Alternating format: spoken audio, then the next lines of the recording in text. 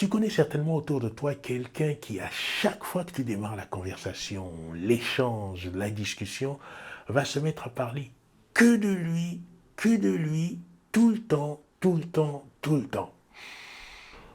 Bonjour, je suis Jean-Serge Moulumba, votre hôte de ce podcast dédié à vos relations plus épanouies. Si vous n'êtes pas encore abonné à la chaîne, tâchez de le faire dès à présent. Tâchez également de liker, de partager ce contenu autour de vous car cela m'aide semaine après semaine à construire plus de valeur pour vous. Pour le sujet du jour, avant même que d'aller vers cette personne qui parle d'elle tout le temps, tout le temps, tout le temps et que d'elle, voyons voir une situation un peu à l'opposé. Alors, je vais parler de cette situation où, à l'opposé, tu as affaire à quelqu'un qui ne dit rien de rien sur lui. C'est-à-dire que c'est la personne qui est là, qui va être dans l'échange et qui va passer son temps à écouter ou à être là, tranquille, passive. Je parle de cela parce que ça, c'est un costume que je connais bien. Pour l'avoir pratiqué longtemps. Moi, je suis la personne qui aurait toujours été la dernière à s'exprimer sur quoi que ce soit. Alors, quand il venait le moment de s'attabler, de boire un verre, de parler, de discuter, d'échanger, eh bien, j'étais la personne qui finalement en disait le moins et qui écoutait tout le monde. Pourquoi est-ce que je me trouvais dans cette situation où, lorsqu'il fallait parler de ce que je voulais, de mes envies, de mes doutes, de mes besoins, de tous mes désirs, comme les gens le faisaient assez tranquillement, ou même de quelques anecdotes qui auraient pu intéresser un peu tout le monde, pourquoi est-ce que je me plaçais en retrait? Pourquoi est-ce que je ne m'exprimais pas? Pourquoi est-ce que je ne prenais pas la parole pour dire autant de choses? Eh bien, je pense qu'il y a plusieurs raisons. Peut-être que toi aussi, tu es dans cette situation aujourd'hui, d'être cette personne qui va rester dans le coin, qui va pas trop parler, qui va pas trop en dire, qui va pas se livrer comme ça du premier abord aux personnes autour de toi. Je pense qu'il y a plusieurs explications à cela.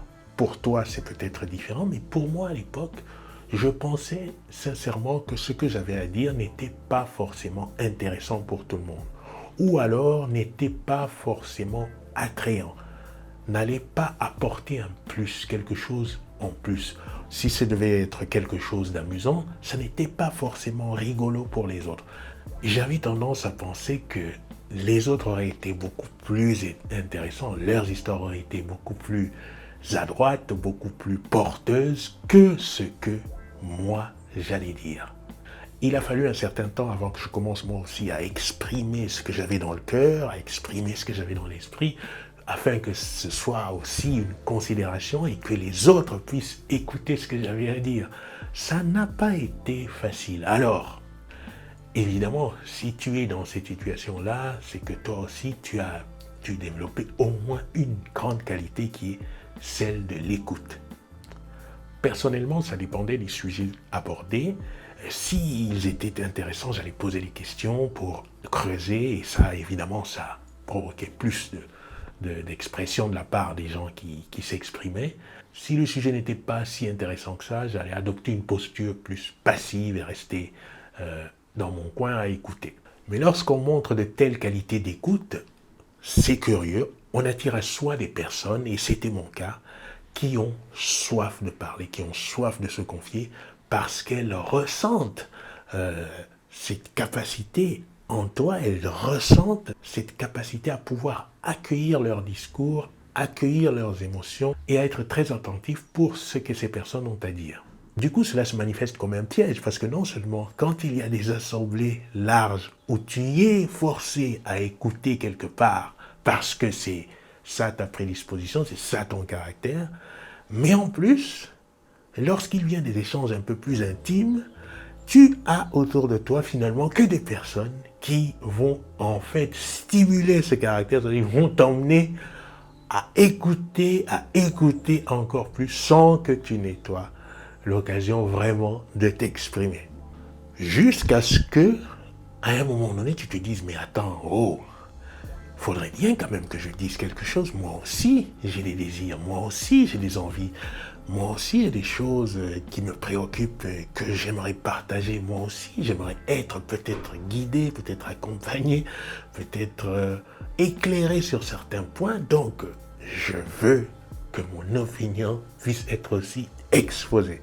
C'est seulement quand cette décision est prise que, finalement, ça peut arriver. En tout cas, c'est comme ça que moi, j'ai pu enfin basculer dans une sorte d'équilibre, c'est-à-dire savoir quand est-ce que je peux exprimer ce que j'ai dans le cœur, j'ai dans l'esprit, et arrêter le flot en face pour que on puisse aussi recevoir ce que j'ai à dire, ou alors quand est-ce que je peux rester dans mon coin et écouter, apprendre des autres, parce que c'est ça l'écoute. Partant maintenant de cette perspective de cette personne qui écoute, comment ça se passe quand tu as affaire à quelqu'un qui parle de lui tout le temps. Vous démarrez à peine la conversation, que ce soit en vis-à-vis ou au téléphone. Ah mais Serge, oui, tu sais aujourd'hui, comment ça va Serge? Ah ça va bien, ah oui d'accord, oui ça va. Ah au fait, tu sais pas ce qui m'est arrivé l'autre jour, j'étais à la maison, j'ai reçu un coup de fil et c'était Thierry encore qui me demandait de passer chez lui pour pouvoir l'aider à transporter, à régler un problème informatique, etc. Ah non, tu sais pas en fait. Et oui, j'avais fait une commande sur Internet. Ah, tu sais quoi? Ben finalement, avec ma fiancée, ça ne marche pas parce qu'elle pense que nous ne sommes pas faits pour vivre ensemble. En plus, tu as vu, avec ce qui se passe au travail maintenant, les primes sont suspendues, on ne peut plus avoir les primes, on a maintenant les salaires qui ont baissé, etc. Donc, tout est devenu compliqué. L'autre jour, j'ai pas fait gaffe, j'ai accéléré sur l'autoroute, je me suis pris un PV. Oh là là, ça tombe pas bien, ces trucs-là, vraiment. Oh, je me suis encore disputé avec ma mère parce qu'à chaque fois, elle m'embête avec ses idées toujours fermées, etc. Bref, ça ne s'arrête pas. Si tu es hyper empathique et que tu as affaire à quelqu'un comme ça qui t'expose 1000 problèmes, tout de suite tu vas plonger dans son univers pour essayer de décortiquer avec lui tout ce qui est exposé, essayer de l'accompagner, essayer de trouver des solutions parce que c'est quelque part plus fort que toi. Je me souviens notamment d'une connaissance qui avait quelques difficultés dans son couple et qui m'exposait toutes les raisons pour lesquelles il y avait matière à se disputer, à se chamailler, alors que moi j'étais là à essayer de lui dire non mais regarde, tu peux trouver telle chose pour une solution à ce problème A, tu peux trouver telle autre chose pour une solution à ce problème B, et ainsi de suite. Et à chaque fois, la personne me reposait d'autres problèmes et c'était indéfini. De la même façon, j'ai fait la connaissance d'un informaticien, aussi vidéaste et photographe, qui avait des problèmes à lancer son activité. Et on a fait une réunion, il m'a exposé toutes les difficultés auxquelles il faisait face pour lancer son activité. Et moi j'étais là de lui répondre, voilà, pour telle chose tu peux essayer tel procédé, pour autre chose tu peux essayer tel autre procédé. Et ça n'allait pas, c'était incroyable. Ce que j'ai envie de te dire à toi qui a affaire à une telle personne qui parle tout le temps d'elle et qui ne fait rien d'autre que ça, c'est ceci. D'abord, si elle s'adresse à toi, c'est qu'il y a une raison. Donc, la raison, il faut la trouver. Mais comment te comporter face à une telle personne? C'est très simple. Soit tu prends la mesure de ce que cette personne est et tu intègres le fait que vous ne pouvez pas avoir d'autres échanges que ceux de cette nature-là et tu vois si c'est un échange qui te convient. Soit tu décides de dénaturer l'échange que vous avez au profit d'un certain rééquilibrage, à savoir que tu décides de t'exprimer pour que cette personne puisse elle aussi à son tour prendre le rôle de quelqu'un qui écoute, auquel cas tu t'exposes à ce qu'elle n'en soit pas capable parce que ce n'est pas sa pratique et qu'elle n'en a pas encore l'habitude.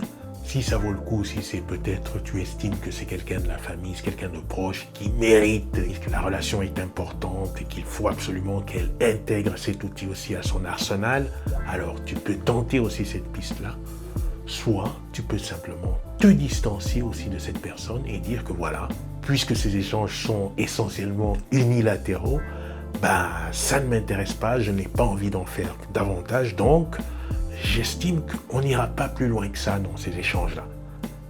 Dans tous les cas, le problème ne se pose pas dans l'idée que cette personne parle tout le temps d'elle-même, mais plutôt dans le fait que tu dois pouvoir prendre une décision de ce que tu veux ou pas, nourrir ces échanges, continuer ces conversations, continuer ces discussions. Et de cette décision, tu en as la charge pleine. La note supplémentaire est qu'il est quand même souhaitable que dans ton entourage, il y ait des personnes qui écoutent et non uniquement des personnes qui soient tournées vers elles-mêmes, qui n'exposent que leurs problèmes, leurs histoires à longueur de temps. Voilà, je te dis à la prochaine vidéo.